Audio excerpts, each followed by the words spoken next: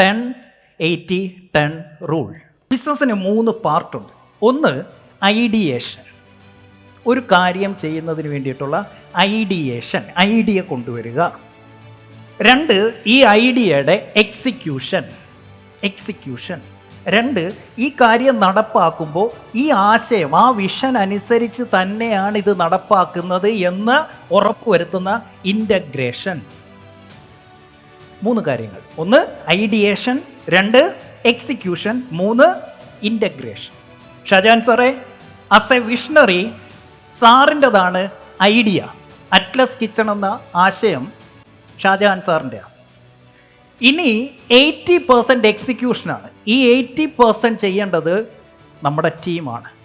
നമ്മളുടെ ഉത്തരവാദിത്വം ഇവർ ട്രാക്കിൽ നിന്ന് തെന്നി മാറിയിട്ടില്ല, ആ ട്രാക്ഷനിലാണ് എന്ന് ഉറപ്പുവരുത്തുന്ന ഇൻ്റഗ്രേഷനാണ് നമ്മുടെ ഉത്തരവാദിത്വം. എക്സാമ്പിൾ, ഒരു എംപ്ലോയി മാനേജ്മെൻറ്റ് സീക്രട്ട് എന്ന് പറയുന്ന പ്രോഗ്രാം മെയ് 28 ഇവിടെ നടത്താമെന്നുള്ളത് എൻ്റെ ഐഡിയ ആയിരുന്നു. ഒരു 1 ഡേ പ്രോഗ്രാം നടത്താമെന്നുള്ളത്. ഇതിൻ്റെ ഫുൾ എക്സിക്യൂഷൻ, സെയിൽസ്, മാർക്കറ്റിംഗ്, ഈ പ്രൊഡക്ഷൻ, ഈ കാര്യങ്ങളെല്ലാം ചെയ്തിരിക്കുന്ന എൻ്റെ ടീമാണ്. പക്ഷേ ഞാനിവിടെ 2 ദിവസം മുന്നേ എത്തി. എന്നിട്ട് സെയിൽസ് എല്ലാം ഓക്കെ ആണോ? എത്ര പേര് വരുന്നുണ്ട്? പുതിയത് എത്ര പേരുണ്ട്? കിങ്സ് ക്ലബ്ബുകാർ എത്ര പേരുണ്ട്? എത്ര ടേബിൾ ഇടുന്നുണ്ട്? ഇതിൻ്റെ ഡിസൈൻ എങ്ങനെയാണ്? ഏതൊക്കെ തീം വരുന്നുണ്ട്? സ്റ്റേജ് ഓക്കെ ആണോ? ഇന്നലെ രാത്രിയിലും 11 മണിക്ക് ഇവിടെ വന്ന് സൗണ്ട് ചെക്ക് ചെയ്തിട്ടാണ് ഞാൻ പോകുന്നത്. എന്താണ്? ഐഡിയ എൻ്റെ ആയിരുന്നു, നടപ്പാക്കിയത് എൻ്റെ ടീമാണ്. പക്ഷേ ഈ ചെയ്തത് എൻ്റെ ഐഡിയ പ്രകാരം തന്നെയാണെന്ന് ഉറപ്പുവരുത്തേണ്ടത് എൻ്റെ ജോലിയാണ്. ഈ പ്രോഗ്രാമിൽ എനിക്ക് 2 പാർട്ടേ ഉള്ളൂ. അതായത് 20% ഐഡിയേഷൻ ആൻഡ് ഇൻ്റഗ്രേഷൻ, 80% എക്സിക്യൂഷൻ എൻ്റെ ടീമാണ്. So what is 10-80-10 rule? 10% idea from visionary, 80% execution by team, 10% integration by visionary. ഈ 20%-ലേ നമ്മൾ ഇടപെടാവൂ. How to coach your team? 4 രീതിയിൽ ടീമിനെ നയിക്കുന്ന ബിസിനസ് ഓണേഴ്സ് ഉണ്ട്. ഒന്നാമത്തതാണ് ടെൽ എബൌട്ട് പ്രോബ്ലം. അവരൊരു പ്രശ്നം ഉണ്ടാക്കി, ഈ പ്രശ്നത്തെക്കുറിച്ച് ഇങ്ങനെ വീണ്ടും വീണ്ടും വീണ്ടും വീണ്ടും പറഞ്ഞുകൊണ്ടിരിക്കും. അന്നേ ഞാൻ നിന്നോടൊക്കെ പറഞ്ഞു ഇത് ഇങ്ങനെ സംഭവിക്കത്തുള്ളൂ, അന്നേ ഞാൻ പറഞ്ഞു അങ്ങനെ ചെയ്യരുത്, നിന്നെ കൊണ്ടൊന്നും ഇത് പറ്റത്തില്ലെന്ന് അന്നേ തെളിയിച്ചതാ എന്നും പറഞ്ഞ് ആ പ്രശ്നത്തെക്കുറിച്ച് വീണ്ടും വീണ്ടും പറഞ്ഞുകൊണ്ടിരിക്കുന്നു. ഇതിൻ്റെ പേരാണ് മാനേജിങ് പീപ്പിൾ. ആളുകൾ എന്ത് ചെയ്യുന്നു? മാനേജ് ചെയ്യാൻ ശ്രമിക്കുന്നു. And result is 0 out of 100. ഒരു റിസൾട്ടും ഇതിലുണ്ടാവില്ല. കാരണം ഇവരെ എപ്പോഴും ഇങ്ങനെ കുറ്റപ്പെടുത്തിക്കൊണ്ടേയിരിക്കുന്നു ടീമിനെ. അതെന്താ പറയുന്നത്? You are telling about the problem. പ്രശ്നത്തെക്കുറിച്ച് വീണ്ടും വീണ്ടും പറഞ്ഞു കൊടുക്കുന്നു. Next is telling about solution ഇങ്ങനെ കൊടുത്തുകൊണ്ടേയിരിക്കുന്നു. ഇപ്പോൾ ഷാജഹാൻ സാർ പറഞ്ഞെന്നെ ബ്രോഡ്വേ വിട്ടു ഒരു സാധനം മേടിക്കുക. ഞാനപ്പോൾ അവിടെ ചെന്ന് നിന്നോണ്ട് വിളിക്കുക, സാറേ ഇതുകൊണ്ട് അവിടെ ആ കടയിൽ ആ സാധനം ഇല്ല. അപ്പോൾ സാർ എന്നോട് പറയാം, നീ ഒരു കാര്യം ചെയ്യുക, അവിടെ നിന്ന് ഇറങ്ങി മുന്നോട്ട് പോയി 4ാമത്തെ കടയിലൊന്ന് ചോദിച്ചാൽ അവിടെ കാണും. വീണ്ടും വിളിക്കുക, സാറേ അവിടെയും ഇല്ല. നീ അവിടെ നിന്ന് ഇടത്തോട്ട് കയറി അങ്ങോട്ട് ചെല്ലുമ്പോൾ 8ാമത്തെ കടയുണ്ട്. ആ കട ആ മഞ്ഞ പെയിൻ്റ് അടിച്ച ഇവിടെ ഉണ്ട് സാറേ, മേടിച്ചോണ്ട് പോരാ. കുറച്ച് കഴിയുമ്പോൾ വീണ്ടും വിളിക്കുക, സാറേ ഞാൻ വന്നുകൊണ്ടിരിക്കുക.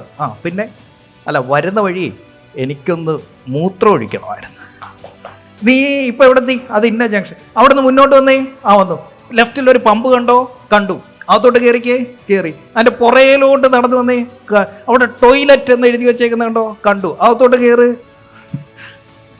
ഇതാണ് ടെല്ലിങ് അബൌട്ട് സൊല്യൂഷൻ. ഇതിൻ്റെ പേരാണ് മെൻറ്ററിങ് പീപ്പിൾ. റിസൾട്ടോ? ഇതിനേക്കാൾ റിസൾട്ട് ഉണ്ട് 33 ഔട്ട് ഓഫ് 100. കാരണം നമ്മൾ പറയുന്ന കടയിലാണ് അവൻ പോയി സാധനം മേടിക്കുന്നത്. അടുത്തതാണ് ആസ്കിങ് അബൌട്ട് ദ പ്രോബ്ലം. ഒരു പ്രശ്നം ഉണ്ടായി, അതിനെക്കുറിച്ച് നമ്മളിങ്ങനെ ചോദിച്ചുകൊണ്ടേയിരിക്കുക. അതെന്താ അങ്ങനെ? ഇപ്പം നമ്മളൊരു ഡിവോഴ്സ് കേസ് ഒരു കോടതിയിൽ എത്തിക്കഴിയുമ്പോൾ അവരെന്തിനു വിടും? കൗൺസിലിങ്ങിൽ എന്താ നടക്കുന്നത്? They ask about the problem. എന്താ അതങ്ങനെ സംഭവിച്ചത്? അതെന്തായിരുന്നു? അപ്പം എന്താ സംഭവിച്ചത്? ഈ ചോദ്യം മാത്രമേ ഉള്ളൂ. എന്താ പ്രശ്നം ചോദിച്ചു കഴിയുമ്പോൾ അവസാനം അത് കോംപ്രമൈസ് ആയിട്ട് പോകുന്നു. ഇതാണ് കൗൺസിലിംഗ് പീപ്പിൾ. അപ്പോൾ 1 managing people, 2 mentoring people, 3 counselling people. And result is 66 out of 100. അടുത്തതാണ് ആസ്കിങ് അബൌട്ട് സൊല്യൂഷൻ. ഞാൻ ആ കടയിൽ പോയി ചെന്ന് ഷാജഹാൻ സാറിനെ വിളിക്കുന്നു, സാറേ ആ കടയിൽ സാധനം ഇല്ല. അയ്യോ, ഷാജാൻ സാർ എന്നോട് ചോദിക്കുക, നമ്മളിനി എന്ത് ചെയ്യും മല്ലയ്യ? അപ്പം ഞാൻ ഇങ്ങനെ എന്നോട് ചോദിക്കുന്നു, എന്തോ ചെയ്യും സാറേ? അപ്പം ബ്രോഡ്വേയിലല്ലയോ, വേറെ എവിടെയെങ്കിലും കാണുമായിരിക്കും. ആ കാണുമല്ലേ, അപ്പോൾ എന്നാൽ ഞാനൊന്ന് നോക്കട്ടെ സാറേ. ഇവൻ നോക്കി ഇറങ്ങുന്നു, കടകൾ കയറി കയറി കയറി കയറി കയറി പോകുന്നു. ഈ മഞ്ഞക്കടയുണ്ടല്ലോ നമ്മൾ മുമ്പേ പറഞ്ഞേ, ആ കടയിൽ പോയാൽ ഈ സാധനം 90 രൂപയ്ക്ക് കിട്ടും. ഇത് ഇവൻ അരമണിക്കൂർ കൊണ്ട് മേടിച്ചുകൊണ്ട് വരുമായിരിക്കും. പക്ഷേ ഇവൻ പോയി കണ്ടെത്തുന്ന സാധനം 100 രൂപയ്ക്കായിരിക്കും. 1 മണിക്കൂർ സമയം എടുക്കുമായിരിക്കും. കണ്ണടച്ചേക്കണം, മിണ്ടരുത്. അവൻ ഇങ്ങോട്ട് വിളിക്കും, സാറേ മറ്റേ സാധനം കിട്ടിയട്ടോ? വെരി ഗുഡ് എടാ, വെരി ഗുഡ്. മേടിച്ചുകൊണ്ട് വരുമ്പം 100 രൂപ ബില്ല്, 1 മണിക്കൂറും കഴിയും. ഇത് എവിടെ നിന്നാടാ? അത് സാറേ അവിടെ നിങ്ങൾ അതിൻ്റെ ഇപ്പുറത്തൊരു യെല്ലോ പെയിൻ്റ് അടിച്ച കടയുണ്ടായിരുന്നു, അവിടെ കയറി കഴിഞ്ഞാൽ ഇത് നിനക്ക് 90 രൂപയ്ക്ക് കിട്ടും കേട്ടോ. മേടിച്ചുകൊണ്ട് വന്ന് ഈ 10 രൂപ എന്തിന് ചിലവാക്കിയതാ? അവനെ നന്നാക്കാനുള്ള ഇൻവെസ്റ്റ്മെൻ്റ് ആയിട്ട് കണ്ടാൽ മതി. ആ നഷ്ടം അങ്ങ് സഹിച്ചേക്കണം. ഇതിൻ്റെ പേരാണ് coaching people, asking about the solution. അവനോട് തന്നെ സൊല്യൂഷൻ ചോദിക്കുന്നു. ഇതാണ് coaching. And result is 100 out of 100. നമ്മൾ പഠിച്ചില്ലേ 1-3-1 റൂൾ? അത് ഇതാ, കോച്ചിങ് പീപ്പിൾ. അവനോട് തന്നെ ചോദിക്കുകയാണ്, എന്ത്? നമ്മൾ ഇനി എന്ത് ചെയ്യും മല്ലയ്യ? ഈ ചോദ്യം ഓർത്താൽ മതി. നമ്മൾ ഇനി എന്ത് ചെയ്യും മല്ലയ്യ? പറഞ്ഞേ. ഇതാണ് 1-3-1 റൂൾ അല്ലെങ്കിൽ കോച്ചിങ്. നിങ്ങൾക്കൊരു ഗ്രേറ്റ് ടീം ഉണ്ടാക്കണമെങ്കിൽ എപ്പോൾ നിങ്ങൾക്ക് പീപ്പിൾ റിലേറ്റഡ് പ്രോബ്ലം വരുന്നോ, നേരെ പോയി ദാണ്ട് ഈ ട്രയാങ്കിളിലൊന്ന് നോക്കിയേക്കണം. വരച്ചോ, എൻ്റെ കൂടെ വരച്ചോ. Triangle, team building triangle. ഒരു നല്ല ടീമിനെ ഉണ്ടാക്കണമെങ്കിൽ നിങ്ങൾക്ക് ഈ ഒരു ട്രയാങ്കിൾ അറിഞ്ഞിരിക്കണം.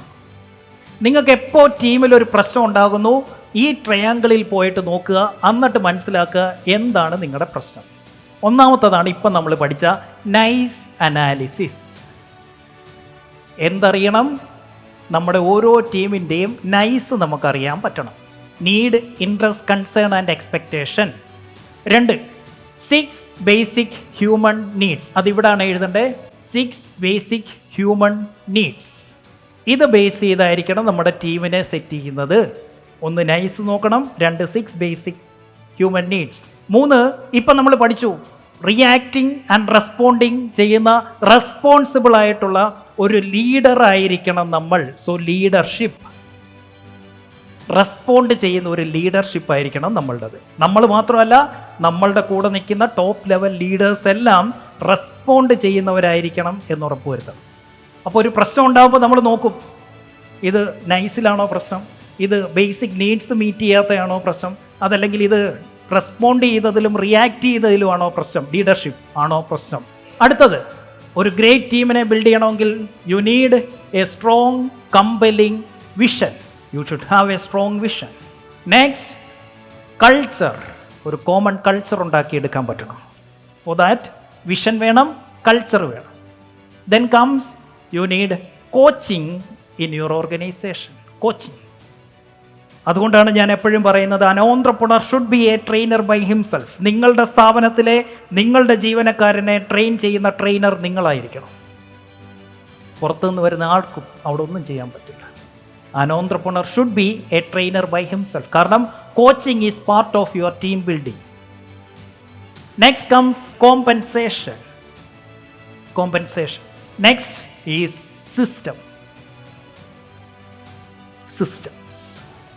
ഇതാണ് ടീം ബിൽഡിംഗ് ട്രയാങ്കിൾ.